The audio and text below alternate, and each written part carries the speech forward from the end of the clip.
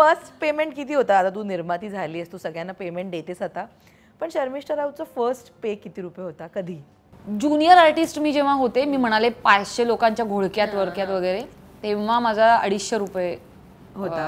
250 रुपये मला काय केलं त्या पैशांचं?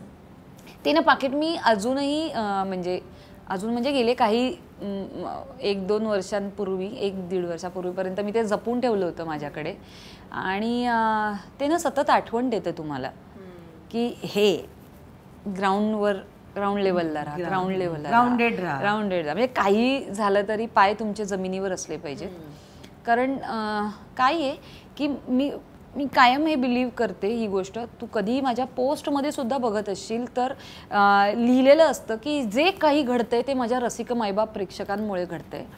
आणि त्यांनी मला बघणं ज्या वेळेला ते बंद करतील, कारण त्यांना जेव्हा मी आवडेन अशी होईल, माझं आपोआप अभिनयाचं दुकान बंद होणार आहे.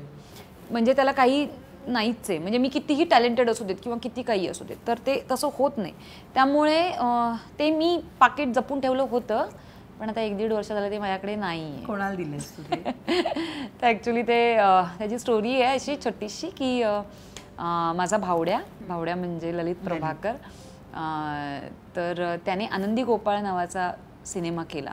आणि तो बघितल्यानंतर मी जी काही भारावून गेले होते आणि मी म्हटलं भावड्या यार ह्याच्यापेक्षा भारी तू कामं, म्हणजे अजून रोल चांगले येतील, तू करशीलही, पण माझ्यासाठी हे म्हणजे आई ग, म्हणजे कमाल ह्याच्यापेक्षा मी काहीच हे करू शकत नाही. आणि तेव्हा मी त्याला म्हटलं की मला तुला एक बक्षीस द्यायचंय, एक मोठी बहीण म्हणून मला तुला बक्षीस द्यायचं. तो काय?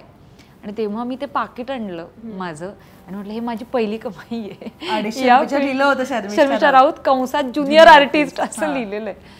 तर म्हटलं हे 250 रुपयाचं पाकिट आहे, तर तुम्हाला अगं तायडे हे नको देऊ, हे तुझं ह्याच्यामध्ये. म्हटलं नाही, हे तुझ्याकडे ठेव, मला माहिती आहे की तू जितकं मी जपून ठेवलंय ना तितकंच तू आयुष्यभर हे जपून ठेवशील. सो त्याच्याकडे आता ते पाकिट आहे आणि मी त्याला ते बक्षीस म्हणून दिलं. मस्त आहे ते, आपली पहिली कमाई आपण कोणाला तरी. हा म्हणजे ते मला इतकं आवडलं होतं आणि ऑफकोर्स भावड्यासाठी मी काही पण करू शकते.